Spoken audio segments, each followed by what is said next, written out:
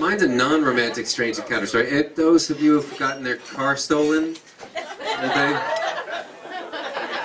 you know that when the police find out about it, you know, the police treat it like a very, very cold lead. They assume that the car's already been cut up in parts, and they'll fill out the forms, you know, but just like kind of as a ritual, like priests doing the last rites, helping you say goodbye. The worst part about getting my car stolen was that it was my girlfriend's, at the time's, car. And actually, the even worser part of it was that I had left the keys in the car, which makes the story untellable to the friends, because then they say, how did the car get stolen? And then, you know, you can't answer. And the police, I didn't even tell the police that had happened. But anyway, they were like, yeah, don't call us, you know, don't call us. And they didn't call me. But 2 days later, I did get a call from a woman, and she said, hi, my name is Cheryl. You don't know me, but I know who stole your car. It was my ex-boyfriend, Larry. The story was she kicked him out. He had kind of run off with half her closet and like her Steely Dan collection, and she really wanted to get back at him. And the revenge was that I would give his name to the police. I would get my car, she would get her stuff, and he would, the best, you know, go to jail. And so I said, that's a great plan, but how do you know my name? I mean, how did you know my workplace?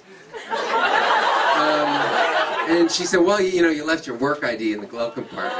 And, you know, and Larry's been going around talking about how he got this car off this guy, Greg, who left his keys in the car. So I'm like, oh, fucking asshole, you know? So I call the police. I'm like, listen, this cold lead has become very, very hot. I've got the guy's name, Larry Stepko. I have his address. All you have to do is just go and get my car and arrest him, I guess.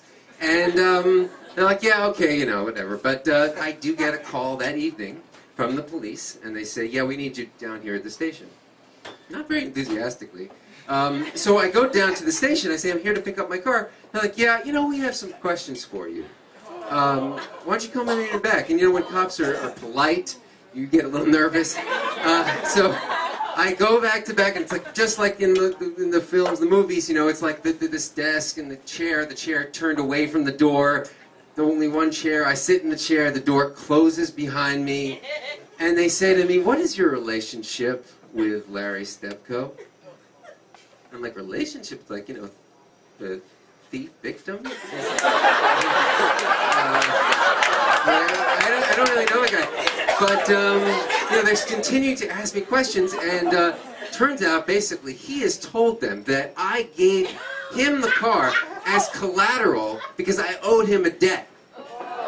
And, you know, you'd think, like, oh, I'm like, no, that's not true. But somehow it's just not ringing true. I'm like, the deck stacks against me. I mean, he has my keys. I'm like, you know, but no, but listen to Cheryl. They're like, who's Cheryl? I'm like, his girlfriend, ex-girlfriend. They're like, how do you know Cheryl? I'm like, well, she called me. I don't know her number. And they're writing it down like Cheryl, Larry, the web of intrigue, you know. And they're like, all right, come on down here. So I go downstairs, and it's the holding pen. And I walk in, and there's this kind of short, fat guy in a Chicago Bulls shirt, and he stands up, and he's like, that's the guy. And he's like, you owe me money. Where's my money, asshole? I'm like, oh my God, you know, I'm face to face with Larry Stepko. And so I say to him, Larry, you know, you stole my car. I don't owe you any money. And he's like, looks at me like I'm the worst liar in the world, you know? And he's like, if I had stole your car, it would be all cut up in parts by now. You gave me the keys and told me to hold it for you. Now where's the money? And like, even now, like, my stories sound completely false. I have to like remind myself that he's the criminal.